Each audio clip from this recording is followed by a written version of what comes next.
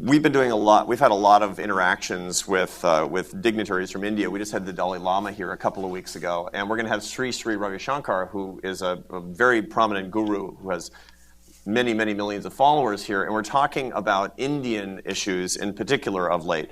Sadanand Dume is our resident scholar in Indian studies, and he has a question about that country. I can hold this. Thank you very much. I have a broad question about India. When you look at your engagement with the country, what do you think it's done well, and where do you think it needs to do the most work? Well, India has a lot of very socialistic policies having to do with labor and land, and the fact that it has not risen as a manufacturing power is an indictment of its government policies. That is, as China's incomes went up, the place that the world should have moved to next as the manufacturing hub of the world absolutely should be India.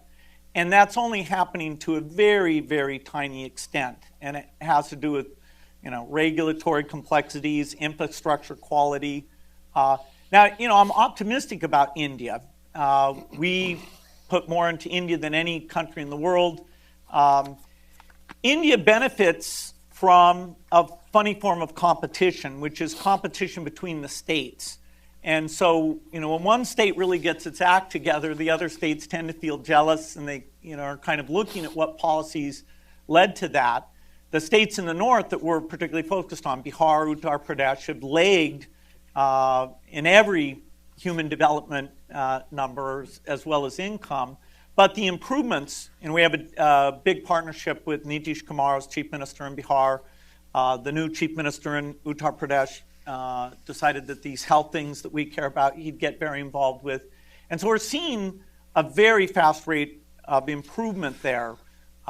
Vaccination coverage, and we got polio. The last polio case there was 3 years ago, which is an amazing triumph.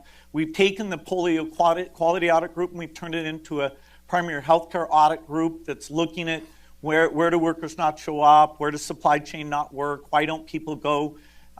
India's health is very complicated because they have a lot of these, a private sector that's very low quality, and the government hasn't figured out how to get the private sector to be high quality, and yet they haven't built the capacity in the public sector. But, time is on our side in India. It's just frustrating, they haven't adopted a few new vaccines that there's 2 new vaccines that will save over 400,000 lives per year in just India alone. And they're being quite slow on that issue. So India's great. And in 15 years, we'll probably be out of India because its budget will get bigger and it'll allocate more of it to health. Why did what result the delays in actually the permitting, and what owes to that?